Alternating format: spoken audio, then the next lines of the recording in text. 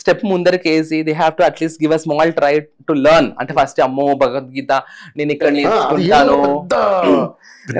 అందుకే ఇంట్రడక్షన్ లోనే మీకు చెప్పాను అదేదో పెద్ద ఇది, ఇంకా అంతకంటే మించింది ఇది అంటే వాళ్ళకి ఫీలింగ్. అంటే అదే చెప్తున్నాను కదా, మన వల్ల ఇంపాసిబిలిటీ ఏం కాదు అది, అది ఎవరైనా నేర్చుకోవచ్చు. అంటే నేను మొన్న రీసెంట్ గా యూఎస్ విజిట్ చేసినప్పుడు యుఎస్ లో గణపతి సత్యనారాయణ స్వామి వారు చిన్న చిన్న పిల్లలకి, ఎంతో మందికి, కొన్ని వేల మంది పిల్లలకి భగవద్గీత నేర్పిస్తున్నారండి.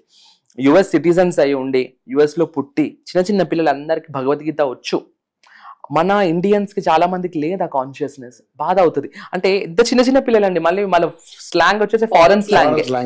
వాళ్ళు ఉన్న మళ్ళీ భగవద్గీత మొత్తం 18 అధ్యాయాలు చెప్తారు వాళ్ళు. 18 అధ్యాయాలు, 18 అధ్యాయాలు వితౌట్ సీయింగ్ చెప్తారు వాళ్ళు.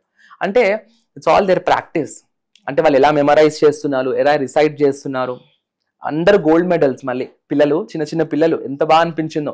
I visited to one of those concerts. ఎంత బాగా అంటే అసలు ఇట్ వాస్ వెరీ పీస్ఫుల్. మీకు యూట్యూబ్ లో వీడియోస్ కూడా ఉంటాయి, you can just see that. అదే అన్న, పరభాష వ్యక్తులేమో మన భగవద్గీతను ఎంతో అద్భుతంగా వాళ్ళ అవకాశం పట్టుకుంటున్నారు, వాళ్ళు నేర్చుకుంటున్నారు, దాంట్లో ఏది ఉందో అని తెలుసుకుంటున్నారు. కానీ మన వాళ్ళు మాత్రం వెస్ట్రన్ కల్చర్ బాగా అలవాటు పడ్డారు. సో అందుకే ఒక స్మాల్ ఎఫర్ట్ తీసుకొని they have to give a try to learn. ఎవరైనా నేర్పించే వాళ్ళు ఉంటే టేక్ దేర్ హెల్ప్. లేదంటే ఇవాళ రేపు everything is available on the social media. Take the help of social media and learn, start learning basic. అంటే ప్రతి అధ్యాయంలో కూడా కొన్ని ఇంపార్టెంట్ శ్లోకాస్ ఉంటాయి.